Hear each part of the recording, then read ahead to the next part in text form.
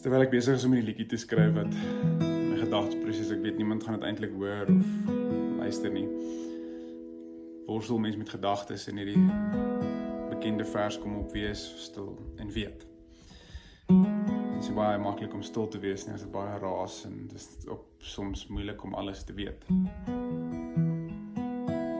Maar ek moet besef en ek weet daar's liefde daar buite en ek weet ek het 'n klappartytjie nodig.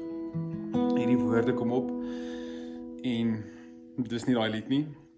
Dis ook nie in daai skrif nie. Maar dis iets wat ek soms moet doen en weet en vir myself sê. Hou jou mond, is gemaak van meer as net grond. As 'n asem in jou, wat van iets vooraf kom. Al voel jy soos 'n deurstop, 'n lafaard, net nie goed genoeg nie, als is onregverdig. Jy maak nie eintlik saak nie, jou net moet. En wees stil